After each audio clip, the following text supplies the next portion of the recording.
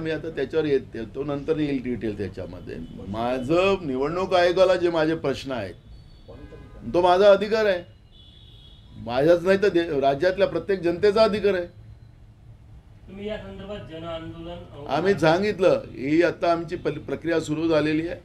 आम्ही न्यायालयीन लढाई लढू आणि रस्त्यावरची लढाई लढू, आम्ही दोन्ही करू. हे जो घोळ चाललेला आहे, लोकशाही संपवण्याचं पाप स्वतः निवडणूक आयोग करत असेल तर कदापि हे सहन केलं जाणार नाही. काँग्रेस ही लढाई आणि जनतेचा आवाज आणि लोकशाही वाचवण्यासाठी काँग्रेस लढेल, ही भूमिका आमची आहे. हे कोण गट्टीवार वगैरे काय काय बोलतात, आम्हाला मशीनचा आक्षेप नाही, आमचा निवडणूक आयोगाच्या व्यवस्थेचा आक्षेप आहे. कमी ऐकायचं ना जास्त बोंबलायचं त्यांची ती सवय आहे, त्यामुळे मला त्याच्यावर जायचं नाही आहे, त्यांच्या विद्वत्तेवर जायचं नाही. माझा प्रश्न निवडणूक आयोगाला आहे आणि निवडणूक आयोगाने माझ्या प्रश्नाचं उत्तर, महाराष्ट्राच्या जनतेच्या प्रश्नाचं उत्तर दिलं पाहिजे, ही मागणी आमची आहे. काल अनेक चॅनलनी डिबेट केला. 85 ते 90% लोकांनी सांगितलं की नाना पटोले बोलते ते खरं आहे. त्याच्यामुळे जे काही आहे ही जनभावना आहे, नाना पटोलेची एकट्याची भावना नाही आहे, महाराष्ट्राच्या जनतेची भावना आहे. त्यामुळे या विषयावरचं गांभीर्य प्रत्येकाने घेण्याचं कारण आहे, चौथा स्तंभाने पण घेण्याचं कारण आहे. हे काही मशीनवर माझा आक्षेप नाही आहे, मी मशीनच्याबद्दल एक शब्द बोलत नाही आहे. मला हे मतं वाढलीत कशी याचं उत्तर निवडणूक आयोगाने दिलं पाहिजे आणि त्याची कारणं काय. भाऊ, वाढले मतदानाची टक्केवारी कुठेतरी काँग्रेसच्या फायद्याची असे काँग्रेसचे अनेक नेते मतदानाच्या टक्केवारी नंतर बोलले, भाजपवाले म्हटले आमच्या फायद्याची आहे, पण आता काय असं वाटतं? अहो, ती टक्केवारीचा विषय नव्हता. मतदान वाढले ते वाढले तर वाढल्याचे फायदे कोणाला होतात, कोणाला कमी मतदान झालं तर असं ते तर चर्चा होतच, दर निवडणुकीत होतो. पण जे मी मुद्दे टेक्निकल या ठिकाणी उपस्थित केलेले आहे, ज्याला पारदर्शकतेचा आधार घेऊन निवडणूक आयोग आणि माननीय सुप्रीम कोर्ट वारंवार सांगतं की याला पारदर्शकता आहे या मशीनमध्ये, मग निवडणूक आयोगाच्या या व्यवस्थापनामध्येच आमचा आक्षेप आहे. निवडणूक आयोगाजवळ माहिती का नाही पोचली? निवडणूक आयोगाला रात्री 11:59 त्यांना जाहीर करावं लागलं. त्याच्यानंतर म्हणजे याचाच अर्थ तितक्यापर्यंत लाईन लागलेली होती. रात्रीचे मतदान 11 वाजेपर्यंत झालं असेल, 1 तास लागतं त्यांना बाकीचं जाहीर करायला. आपल्याला माहीत, तुम्ही माध्यमातली लोक आहे, तुम्हाला माहिती असेल की 7 वाजता मतदान सुरू झालं, 9 वाजता त्यांनी किती मतदान झालं ते माहिती तुम्हाला दिली पाहिजे. यांनी 9 वाजता न देता ती 9:30 वाजता दिली. 9:30ची मग दुसरी 2 तासाची 11:30 वाजता दिली. असं करत करत त्यांनी अर्धा तास लेट करत गेले. शेवटची माहिती त्यांनी 5 वाजता दिली 58% मतदानाची. मग रात्रीची तुम्हाला 11:59 काय देण्याचं कारण होती, आणि तेही समाधान तुमचं झालं नाही तर दुसऱ्या दिवशी 3 वाजता 1.3% मतदान वाढल्याची माहिती कशाला द्यायची गरज होती? हे मतदान कसं वाढलं, कुठले लोक लाईनमध्ये लागले होते, त्याचे व्हिडिओ आम्हाला पाहिजे. कुठल्या केंद्रावर होते, एवढे मतदान एका रात्री कसं झालं? 76 लाखाच्या वर मतदान झालेलं आहे, मी जे आकडेवारी सांगतोय. पण हे जे दुपारी 3 वाजता त्यांनी जे 1.3% मतं वाढवली, त्या मतदानाबद्दलचा विषय उपस्थित करतो. 9,99,513 मतदान जे झालेलं आहे ते कुठून झालेलं आहे? माझा प्रश्न तो आहे. माझा मशीनबद्दलचा प्रश्नच नाही आहे, आणि तो मुंगटीवर दुसरा इश्यू घेऊन ओढतो. अरे, लोकशाही ही आज तुम्हाला फायदा वाटत असेल, पण हे काही दिवसानंतर हेच पाप चाललं. हे कोणाचेच नसतात, कर्मचारी अधिकारी, ज्याचं सत्ता त्याचा डमरू वाजवतात. पण लोकशाही वाचेल तर आपण वाचू, देश वाचेल, एवढं प्रत्येकाने ध्यानात ठेवलं पाहिजे. एवढीच भूमिका आमची आहे. आणि आम्हाला माध्यमालाही सांगायचं आहे, मी आकडे जे मांडले तुमच्याकडे आकडे आलेले आहेत, हे काय मी माझ्या घरून आकडे दाखवले नाही आहेत. हे आकडे जे आलेले आहेत त्या आकड्यांच्या बद्दलचं आम्हाला स्पष्टीकरण निवडणूक आयोगाने द्यावं. आणि काल रात्री त्यांनी जे ट्विट केलेलं आहे, आम्ही मतदान वाढवलेलं, आम्ही फार मोठं काम केलेलं आहे. मतदान म्हणजे लोकांनी मतदान न करता तुम्ही मतदान वाढवलंय. म्हणून ह्या सगळ्या प्रश्नाच्या बाबत आज आमचं केंद्रीय नेतृत्व पण आज निवडणूक आयोगाला भेटणार आहे, आणि आम्ही ही लढाई न्यायालयीन पण लढू आणि रस्त्यावरची पण लढू. माहितीने बटिंग तो कटिंग असे मुद्दे ते जाऊ द्या, त्या आम्हाला त्या विषयावर आज बोलायचं नाही. मुस्लिम मतदार आम्हाला त्या विषयावर बोलायचं नाही आहे. भाऊ, आपण कार्यप्रणालीवर निवडणूक आयोगाचा प्रश्न विचारलाय, तर दुसरीकडे काँग्रेसमधूनच तुमच्या कार्यप्रणालीवर प्रश्नचिन्ह उपस्थित करताय. बंटी शेळके यांनी आपल्यावर आरोप केले आरएसएसचे एजंट असल्याची काय प्रतिक्रिया? त्याचा नंतर मी करेल. मी आज विषयावर, कुठल्या विषयावर आहो? मी माझा विषय लोकशाही वाचवण्याचा आहे, ते संघटनेतला विषय आहे. त्याचं काय करायची औषध नंतर करू आपण. मी लोकशाहीच राहिली नाही तर मग काय करणार? मी लोकशाही वाचवायचा विषयावर चर्चा करतो आहे. माध्यमांनी हे गांभीर्य लक्षात घेतलं पाहिजे. माध्यम हे आकडे, मी आकड्यावर जातोय, निवडणूक आयोगाचे आकडे आहेत, माझे नाही. आणि म्हणून मी तुम्हाला सांगत आहे की या आकड्यावर जिथपर्यंत कोण कुठल्या याच्यात राहतात, आज भाजपमध्ये जवळपास पार्लमेंटमध्ये 65% लोक काँग्रेसचेच आहेत. त्या विषयावर मला आत्ता जायचं नाही आहे. मी लोकशाही वाचवण्याच्या या गांभीर्यावर या ठिकाणी आज महाराष्ट्रामध्ये खूप सारे काँग्रेसचेच लोक त्यांनी पक्षात घेतले आणि त्यांना आमदार केलं. त्या मुद्द्यावर आज मला जायचं नाही आहे. त्याच्यावर चर्चा आपण नंतर करू. लोकशाही वाचेल तर देश वाचेल. आज लोकशाहीच धोक्यात आलेली आहे. कुंपणच शेत खाते आहे. निवडणूक आयोगच कुंपण आहे, तेच शेत खाऊन राहिलेलं आहे. आणि हे गंभीर प्रश्न आहे. या गंभीर प्रश्नावर या सगळ्या चिल्लरबाजीच्या व्यवस्थेमध्ये जाण्यापेक्षा माध्यमांनी मला, मी जे तुमच्या माध्यमातून निवडणूक आयोगाला, म्हणून निवडणूक आयोगाने काल रात्री पुन्हा ट्विट केलं की आम्ही वाढवलं. तुम्ही त्यांना विचारतोय ना की तुम्ही दुपारी 3 वाजता 1.3% मतदान वाढवलं, 9,99,359 मतं वाढली. ती कुठून वाढलीत? कुठल्या, काय तुम्ही त्याची नोंद कुठून आणली? हे प्रश्न तर विचारलेच पाहिजे ना. याचं उत्तर तर मिळालं पाहिजे. नाही तर तुमच्या मताचा अधिकार काय? तुम्ही म्हणता की मशीन राहिली तर तिला कोणी कॅप्चर करू शकत नाही वगैरे. सुप्रीम कोर्टाचे अनेक निर्णय त्याच्यामध्ये आहे. निवडणूक आयोगाने आपली भूमिका सुप्रीम कोर्टात मांडलेली आहे. मग आता ते तुम्हीच कॅप्चर करून राहिलेत ना. हे तुम्ही कॅप्चर केलेले मत आहेत. तुम्ही आपल्या हाताने हा यस नानाभाऊ, राज्याच्या मुख्यमंत्रीपदी पुन्हा एकदा देवेंद्र फडणवीस येणार अशी चर्चा आहे, कशी माहिती मिळते, काय प्रतिक्रिया आहे काही? विदर्भातील कोण मुख्यमंत्री बनेल आणि काय करेल तर ते बीजेपीचे त्यांचे राष्ट्रीय नेते ते त्याच्यातला निर्णय घेतील. त्याच्यावर आम्हाला प्रतिक्रिया देण्याचं काही कारण नाही. पण महत्त्वाचा इश्यू काल पण आम्ही जो उपस्थित केला, काल रात्री उशिरा पुन्हा निवडणूक आयोगाने मी जे काही प्रश्न उपस्थित केले त्याच्यावर उत्तर देण्याचा एक अयशस्वी प्रयत्न त्यांनी केला. मी आता अजून त्याच्यावर ट्विट पण केलेला आहे. आम्ही निवडणूक आयोगाला विचारतो आहे की तुमच्या रेकॉर्डप्रमाणे तुम्ही 20 तारखेला जे काही रात्री उशिरापर्यंत 11:59 जो अखेरीचा तुम्ही सगळं झालेलं मतदान, त्याच्यावरचं जे मतदान झालं होतं ते 65.2% मतदान झालेलं होतं. हे डिक्लेअर केल्यानंतर तुम्ही दुसऱ्या दिवशी 3 वाजता दुपारी पुन्हा 66.5% मतदान या निवडणुकीत झालेलं आहे अशा पद्धतीचं तुम्ही सांगतात. जवळपास 1.3% मतं ही त्यामध्ये तुम्ही इन्क्रीज करतात आहात. याचाच अर्थ 9,99,359 मतं ही जी वाढलेली आहे, दुपारी 3 वाजता दुसऱ्या दिवशी तुम्ही डिक्लेअर करता आहात. याचं उत्तर अजूनपर्यंत निवडणूक आयोगाने आम्हाला दिलेलं नाही. एकीकडे माननीय सुप्रीम कोर्ट सांगतोय की आणि निवडणूक आयोगही सांगतो की EVM मशीनमध्ये पारदर्शकता असतं, वेळ वाचतं आणि त्याच्यामुळे EVM मशीनलाच आम्ही प्राधान्य देऊ अशा पद्धतीचे निर्णय आपण पाहतो आहे. आमदार अपात्रतेसाठी 2 वर्ष झाले, त्याचा निकाल लागला नाही. पण EVM मशीनच्या बाबतची जी भूमिका घेऊन काही लोक कोर्टात गेलेत, तर कोर्टाने 2 तासात त्याचा निकाल देऊन मोकळा केला.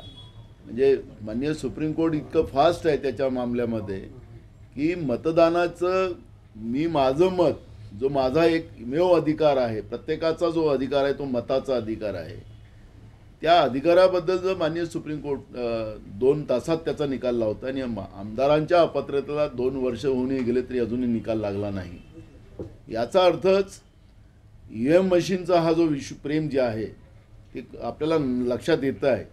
मग ह्या सगळ्या पारदर्शकता त्याच्यामध्ये आहे असं त्यांनी सांगितल्यानंतर मग आमचा सवाल आहे की तुम्हाला रात्र उशिरा का लागली? मग रात्री 11:59 तुम्ही शेवटचं झालेलं वोटिंगचं सगळं निर्देशांश आणून दिलेलं आहे. त्यानंतर दुसऱ्या दिवशी 3 वाजता पुन्हा आपण 1.3% मतदान वाढवत आहेत. 9,99,559 मतं तुम्ही जे वाढवलेले आहेत ते कसे वाढले? रात्री का नाही डिक्लेअर केलं? दुसऱ्या दिवशी का करतात आहात? या प्रश्नाचं उत्तर द्या. मग पारदर्शकता कुठं राहिली याचं उत्तर त्यांनी दिलं पाहिजे. आज आम्ही ही बाब आमच्या राष्ट्रीय नेतृत्वाने लक्षात घेतली. आज संघवीजी, आमचे वेणुगोपालजी, रमेश चन्नीतलाजी, माझी पण सही त्याच्यात राहणार आहे. अशा 5-6 लोकांचं एक डेलिगेशन आज मुख्य निवडणूक आयोगांना पण दिल्लीमध्ये भेटणार आहे. कारण की हे विषय गंभीर आहे. आम्हाला विरोधक आता सांगतात की हारले म्हणून हे करतात. तर आम्हाला हारण्याचा आणि जिंकण्याचा, समजा आम्ही जिंकलोय असतो आणि आमचं सरकारही येत असतं, पण या पद्धतीची तफावत असती तरी आम्ही निवडणूक आयोगाला प्रश्न विचारले असते. कारण की सेव्ह डेमोक्रेसी, लोकशाही वाचली पाहिजे या मुद्द्यावर आम्ही आहोत आणि शेवट पण लढू.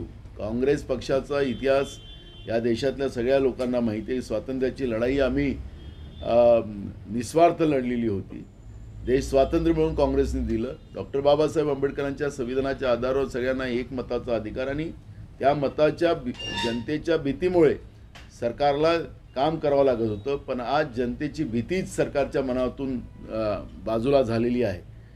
महाराष्ट्रामध्ये निकाल लागून आज 5-6 दिवस झाले, पण 5-6 दिवसामध्ये सरकारच अस्तित्वात नाही. शेतकऱ्यांचे प्रश्न अजूनही, त्यांचा कापूस खरेदी केला जात नाही, सेंटर सुरू झाले नाहीत, धानाच्या खरेदी केंद्र सुरू झाले नाहीत, सोयाबीन खरेदी केंद्र सुरू झाले नाहीत. शेतकऱ्यांना वाऱ्यावर सोडण्याचं काम झालं. मोठ्या प्रमाणात आत्महत्या शेतकऱ्यांच्या वाढत चाललेल्या आहेत. तरुणांच्या नोकऱ्यांचा प्रश्न आहे. महागाई रोज आभाळाला टेकत चाललेली आहे. आणि लाडक्या बहिणीचे जे काही मोठं प्रेम ते दाखवलं जात होतं, जो 50% लाडक्या बहिणींना आता पैसे मिळणार नाही अशा पद्धतीचं कामचलाऊ सरकार जे आता आहे राज्यामध्ये, या सरकारच्या माध्यमातून काढला गेलेला GR आपण पाहिलेला आहे. त्यामुळे या सगळ्या विषयाचं गांभीर्य का नाही? कारण की लोकांच्या मतापेक्षा आता आम्हाला मशीनच आमची कामाची आहे. मताची गरज नाही. मशीन आणि त्या व्यवस्थेला, निवडणूक आयोगाची ही व्यवस्था आहे, त्याला सांभाळलं म्हणजे आम्हाला कोणीच हरवू शकत नाही. ही जी भीती झालेली आहे हीच खऱ्या अर्थानं लोकशाहीला घातक आहे. आणि म्हणून आमचं आता याच्यावर एक मोठं, आम्ही याला न्यायालयीन पण लढाई लढू आम्ही.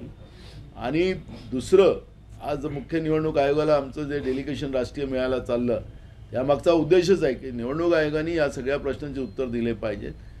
आम्ही न्यायालयीन पण लढाई लढू आणि ही रस्त्यावरची पण लढाई लढू. ही भूमिका काँग्रेस पक्षाची आहे. कारण की लोकतंत्र, लोकशाहीच आता धोक्यात आलेली आहे. आणि ही लोकभावना आहे. हे फक्त काँग्रेस पक्षाचंच मत नाही, हे जनभावना आहे. आणि ह्या जनभावनेची लढाई काँग्रेस लढेल आणि लोकशाही वाचवेल. निर्माण झालेला आहे. हा माझ्या प्रश्नाचा महत्त्वाचा मुद्दा आहे. ना वो हिंदी में जानना चाहेंगे. आपने चुनाव आयोग पे आक्षेप उठाया है, कुछ परसेंटेज भी बढ़े हैं, क्या कहेंगे इस पूरे मामले में और आगे की भूमिका क्या रहेगी? देखो, ये चुनाव आयोग ने जिस तरह से ये चुनाव प्रक्रिया में गड़बड़ की है और एक तरफ बूथ कैप्चरिंग की है, ये मेरा आरोप नहीं है, वास्तविकता है. जो चुनाव आयोग के आंकड़े जो है, उस आंकड़ों के आधार पे ये दिखाया जा रहा है कि 20 तारीख को पूरा वोटिंग होने के बाद, और ये ऑनलाइन सिस्टम है, तो ऑनलाइन सिस्टम में आधे घंटे 2 घंटे के डिफरेंस में उनको आखिरी की काउंटिंग देना जरूरी था. लेकिन उन्हें रात के 11:59 पर उन्हें जो वोटिंग हुई उसके आंकड़े दिए, उसमें 65.2% वोटिंग हुआ है, ऐसा दिखाया है. चुनाव आयोग उसमें शांत नहीं बैठी. चुनाव आयोग ने दूसरे दिन दोपहर में 3 बजे उन्हें उसमें उसमें हिफाजा किया, इंक्रीज किया कि 66.5% मतदान किया आणि उसका बढ़ोतरी होगी 1.3%। उसका अगर एवरेज अपन बनाते हैं तो 9,99,359 वोट बढ़ गए दोपहर में 3 बजे, और उन लोगों ने दूसरे दिन जो दिया है वो आंकड़ा। तो इसका तो हम तो इस इलेक्शन कमीशन से जवाब तो लेके रहेंगे, और जवाब तो देना ही पड़ेगा उनको। ये भूमिका हमारी है। आखिर ये लोकतंत्र की ये बात है। माननीय सुप्रीम कोर्ट में ये प्रकरण लगा था अभी 2 दिन पहले, तो माननीय सुप्रीम कोर्ट ने 2 घंटे में ईवीएम मशीन का रिजल्ट दे दिया, लेकिन महाराष्ट्र में अपात्र विधायकों का निर्णय देने को 2 साल लग गए। तो मैं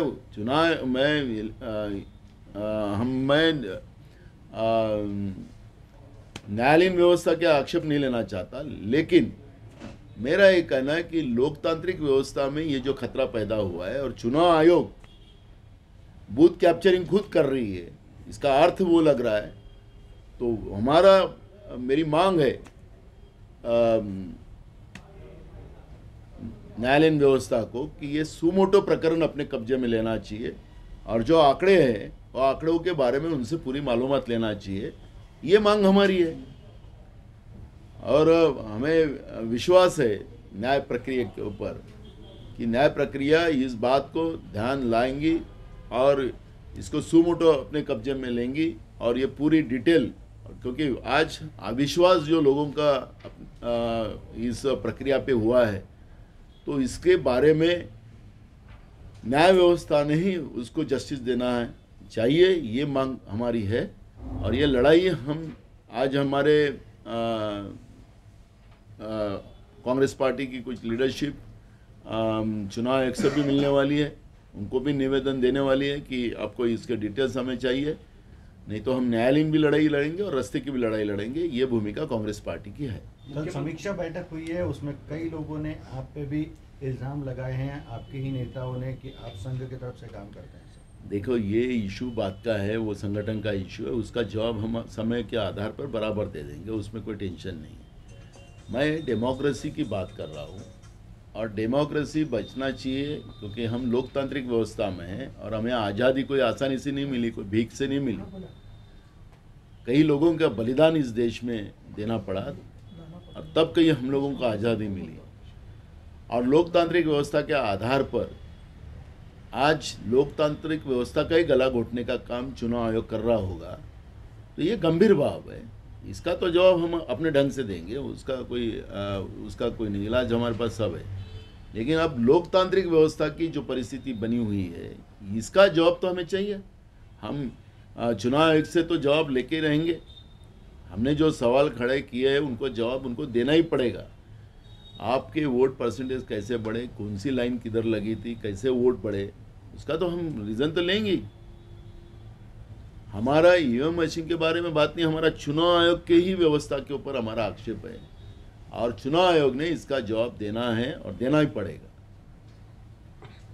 अगर ये इस तरह से ये सब मामले को नज़रअंदाज नहीं किया जाएगा, और हम ये आखिरी तक लड़ाई लड़ेंगे, और चुनाव आयोग को इसका जवाब देना ही पड़ेगा। सरकार अजून स्थापन झालेलं नाही आहे, त्याच्यावर एवढं मुख्यमंत्री आक्षेप असेल तर ज्या राज्यामध्ये ईव्हीएमच्याच निवडणुकीमध्ये तुमचं सरकार स्थापन झालं, तिथले सरकार राजीनामा देईल का? यालाच धरून एक प्रश्न आहे. पृथ्वीराज चव्हाण म्हणाले की मी इंजिनियर आहे आणि मी खात्रीने सांगू शकतो हॅक होऊ शकत आहे. मी मशीनचं बद्दलचं बोलतच नाही आहो. मुंगट्टीवारला काय वाटतं मला माहिती नाही आहे. आताच लोकसभेमध्ये त्याच्याच मतदारसंघात 47 मतांनी हारले, ते 1000 मतांनी हारले. मुद्दा तो नाही आहे. मुद्दा मी घेतो आहे मशीनचा नाही आहे, निवडणूक आयोगाच्या कार्यप्रणालीवर आहे, त्या व्यवस्थेवर आमचा आक्षेप आहे. आमचा मशीनवर आक्षेप नाही आहे. हा जो गैरसमज आहे, हवेत गेलेली लोक, सत्तेची मस्ती, फुकटात मिळालेली सत्ता, म्हणजे घाम नाही गाळला, लोकांमधून त्यांना मतदान झालेलं नाही आहे, हे लोक म्हणतात आहे, मी नाही म्हणत आहे. त्यामुळे मी जे काही प्रश्न उपस्थित करतो ते जनतेचे भावना मांडतो आहे. आम्ही मतदान केलेलं नाही, हे आले निवडून कसे, ही जनता म्हणत आहे, नाना पटोले नाही म्हणत आहे. त्यामुळे मी मशीनवर माझा आक्षेप नाही, निवडणूक आयोगाच्या व्यवस्थेवर आणि व्यवस्थापनावर, पारदर्शकतेवर ती पारदर्शकताच कुठं दिसत नाही. मग तुम्हाला ऑनलाईन सिस्टीम आहे. आरओ तुम्हाला पाठवतं स्टेट निवडणूक आयोगाला, स्टेट निवडणूक आयोग केंद्राच्या निवडणूक आयोगाला पाठवतं आणि त्याच्यानंतर त्यांच्या वेबसाईटला कोणाला किती मतं मिळाली ते येतात. मग हे सगळे आगळे त्यांना तातडीने जात असताना तुम्हाला रात्री 11:59 5 वाजताच्या नंतर बाकीचे आकडे तुम्ही केले. 58% मतदान झालं होतं. नंतर तुम्ही रात्री 11:59 तुम्ही 62 पॉईंट काही मतदान झालेलं आहे. दुसऱ्या दिवशी तुम्ही अजून त्याच्यामध्ये 1.3% तुम्ही आणखीन इन्क्रीज करतात आहेत. हे कशाचं धोतक आहे? हा प्रश्न माझा आहे. माझा मशीनवर इश्यूज नाही आहे. तुम्ही म्हणता की लोकांनी मतदान केलं नाही तर मग हे निवडून कसे आले? ईव्हीएम हे लोक म्हणतात आहे. तुम्ही म्हणता की ईव्हीएम बद्दल पण तुम्हाला आक्षेप नाही, मग मतं मला मी काय मी तुम्हाला पण प्रश्न कळला नाहीये. माझा प्रश्न असा आहे की मी जे काल आकडेवारी मांडली ते पुन्हा तुमच्या समोर अजून मांडतोय की निवडणूक आयोगाने 20 तारखेला 11:59 पहिले त्यांनी 5 वाजता जे आकडे दिले होते ते 58% दिलेले होते. मग 58% आकड्याच्या नंतर डायरेक्ट 11:59 त्यांनी 65.2% मतदान झालं असं जाहीर केलं. त्याच्यानंतर दुसऱ्या दिवशीच्या दुपारी 3 वाजता त्यांनी सांगितलं की 66.5% झाले. मग त्यांनी रात्री त्यांना हे डिक्लेअर करायचं होतं, रात्रीच करायला पाहिजे होतं. ऑनलाईन सिस्टीम आहे. आरोकडून जे माहिती जातं ती ऑनलाईन सिस्टीम आहे. तुम्हाला एवढा वेळ का लागला? दुसऱ्या दिवशी 3 वाजता तुम्ही जे आकडे दिलेले आहेत त्याच्यामध्ये 1.3% मतदान तुम्ही वाढवलं दाखवलेलं आहे. त्या आकड्यांची ही संख्या होते 1.3 ची 9,99,559. मग ही मतं वाढली कुठं? पारदर्शकतेच्या नावाखाली तुम्ही व्हिडिओ काढतात, फोटोग्राफी करतात. मग अशा 15-15, 20-20 किलोमीटर तर लाईन लागल्या नसतील. लागल्या असतील तर ते फोटो त्यांनी व्हिडिओ दाखवले पाहिजेत कुठं कुठं लाईनी लागल्यात. हे एवढं मतदान आलं कुठून? माझा प्रश्न तो आहे. झारखंडचा हा उल्लेख करतात. झारखंडमध्ये जे उशिरापर्यंत त्यांनी डिक्लेअर केलं 1.9% मतदान वाढलेलं आहे. मग महाराष्ट्रामध्ये 7.5% मतदान कसं वाढलं? एखाद्या बूथवर किंवा एखाद्या विधान अपात्र आमदार करायला अजून नाही झाले. निकाल दुसऱ्या निवडणुका लागल्या आहेत. पण ते 2 तासात निपटवलं त्यांनी. पण गांभीर्य हे जे आहे ते गांभीर्य आम्ही माननीय सुप्रीम कोर्टाचा एक नागरिक म्हणून, एक काँग्रेस पक्षाचा अध्यक्ष म्हणून नाही, एक नागरिक म्हणून मी हाक मारतो आहे. सुप्रीम कोर्टाने दखल घेतली पाहिजे की हे आकडे कसे वाढले. ऑनलाईन सिस्टीम आहे. काही याच्यानंतर जात नाही टेलिफोनिक. पहिल्याच्या काळात जायचं टेलिफोनिक. आता तर सगळं ऑनलाईन सिस्टीम आहे. मग हे एवढा उशीर लागण्याचं कारण काय? दुसऱ्या दिवशी आकडे देण्याची कारणं काय? हे सगळे प्रश्न आहेत. कुठं लाईन होत्यात त्याचे व्हिडिओज दाखवले पाहिजेत. मी हारलेल्या सगळ्या आमदारांची काल मीटिंग घेतली. त्यांना विचारलं तुमच्या मतदारसंघात किती वाजेपर्यंत मतदान झालं. ते कोणी 7 वाजतापर्यंत संपलं, कुठल्या 8 वाजता संपलं मतदान. हे जवळपास रात्री 12 वाजे तुम्हाला आकडे देण्याची कारणं काय? 10 वाजता का नाही दिलेत? नाही, लोकसभा निवडणुकीतही तोच निवडणूक आयोग होता, विधानसभा निवडणुकीत तेच प्रोसेस होती. तुम्ही जे अर्धा तास लेट जे म्हणताय की 9 वाजताची आकडेवारी 9:30 पर्यंत, तीच प्रोसेस त्यावेळेसही होती. मी तुम्हाला 2 राज्यातल्या निवडणुका एकसोबत झाल्या. झारखंडमध्ये झाल्या. इथं 1.5% मतं वाढलीत फक्त. इथं 7.5% मतं कशी वाढली? कुठं मतदान झालं? दोन्ही राज्यातलं तुम्हाला फरक सांगतोय. तिथे 9-10% वाढायला पाहिजे होते. तिथे 5-6% वाढायला पाहिजे होते. होतात मागं पुढं होतात ना, आम्ही मान्य करतो. लोक लाईनमध्ये लागले राहतात, काही ठिकाणी होते. पण 7.6% मतदान तुम्हाला रात्रीपर्यंत 76 लाख मतदान झालेलं आहे. हे सगळ्यांची टोटल लावलीत. मग एवढी लाईन कुठे लागली होती? आता तुम्ही माध्यमात तुमचे कॅमेरे फिरत होते. तुमच्याजवळ असेल व्हिडिओ दाखवा की रात्री 12 वाजेपर्यंत मतदान झालं. 10 किलोमीटर लाईन लागलेली होती, 5 किलोमीटर लाईन लागलेली होती. तुम्ही तरी दाखवा पुरावा. महायुतीच्या बैठका होणार नाही अशी चर्चा. बघा, हे लोकांच्या मतानी सरकार आलं असतं तर त्या सरकारला काळजी राहिली असती. हे लोकांच्या मतानं आलेलं नाही, निवडणूक आयोगाच्या कृपेनं आलेलं हे सरकार आहे. जे आम्ही मुद्दे उपस्थित केले त्यामुळे आज धान खरेदी केंद्र सुरू झाले नाही, कापूस खरेदी केंद्र सुरू झाले नाही, सोयाबीन खरेदी केंद्र सुरू झाले नाही, शेतकऱ्यांच्या आत्महत्या मोठ्या प्रमाणात वाढल्या, बेरोजगारांना नोकऱ्यांचं आमिष दाखवलं होतं त्यांच्याबद्दलचं अजून कुठली चर्चा नाही. सरकार आपल्या मस्तीमध्ये आहे, कारण की त्यांना निवडणूक आयोगाच्या कृपेने ते निवडून आलेले आहेत आणि म्हणून जनतेची भीतीच त्यांच्या मनात नाही आणि त्याच्यामुळे ते तसे वागतात आहे. त्यामुळे मला त्यांच्यावर फार काही प्रतिक्रिया द्यायची नाही आहे. माझी जी भूमिका आहे ती आहे निवडणूक आयोगाच्या या अप्रामाणिकपणामुळे झालेलं जनतेच्या या लोकशाहीमध्ये जनतेचा मताचा अधिकारच संपवण्याचं पाप जे आज निवडणूक आयोग करताय त्याच्यावर माझा आक्षेप आहे आणि महाराष्ट्राच्या जनतेचा सुद्धा आक्षेप आहे. काल माझ्या या मुद्द्यावर डिबेट झाल्या, त्याच्यामध्ये जवळपास 85 ते 90% लोकांनी या पद्धतीचं समर्थन केलेलं आहे. त्यामुळे महाराष्ट्राच्या जनतेच्या ह्याच भावना आहेत आणि त्याच्यामुळे हा मुद्दा माध्यमांनी उभा केला पाहिजे, कारण की लोकशाहीच आज धोक्यात आलेली आहे, अशी आमची भूमिका आहे. रात्री अमित शहा सोबत झालेल्या बैठकीतला एक फोटो आला ज्यामध्ये अजितदादा खुश दिसतात, मात्र मुख्यमंत्री एकनाथ शिंदे जे आहेत ते नाराज असल्याचं सोशल मीडियावर. आम्हाला त्याचा काय संबंध नाही हो. कोण नाराज आहे आणि कोण खुश आहे आणि कोणाला काय करायचं आमचा काय संबंध आहे. ठीक आहे. थँक्यू.